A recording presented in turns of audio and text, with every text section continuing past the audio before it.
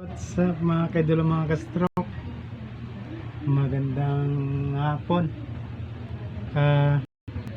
Meron lang akong babalikang tanong sa inyo mga kaidolo, mga ka-stroke. Kung ano ba yung goal nyo kaya pinipilit nyo makarecover. Dalawang purpose, dalawang goal. Sa akin, i-share ko na lang din. Bali, ang unang purpose ko kaya gusto ko makarecover is para magamit ko yung talent kong pagigitara. Ang pangalawa, para magamit ko ulit yung motor para makapag-rides kami ng asawa ko, ma-enjoy namin ulit ang buhay na binigay ulit sa akin ng Lord. Tapos pangatlo is para ma-sustain yung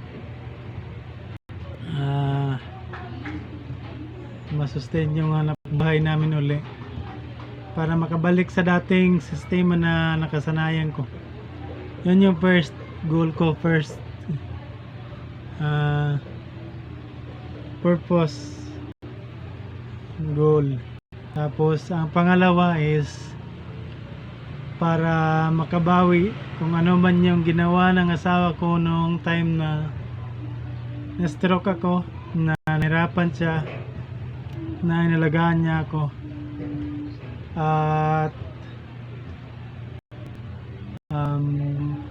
nagtiyaga na siya yung gumawa ng paraan para sa aming dalawa. Siya yung naghanap buhay, lalo nung unang buwan ko na napakahirap. Alam ko na nahirapan din siya na sobra, laking adjustment para sa kanya, pero salamat at din niya ako sinukuan. Maraming nangyari, maraming mga naganap, maraming mga nasayang na pagkakataon na hindi namin na-enjoy. Kasi nung time na yun is bago ako ma-stroke is meron kami sanang plano na isang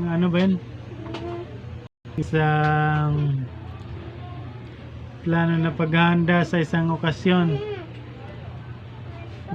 na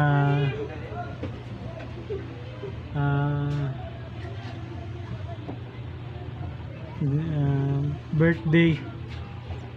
Tapos yung okasyon na yun, nakaplano yun as November 8, pero hindi umabot dun kasi October katapusan.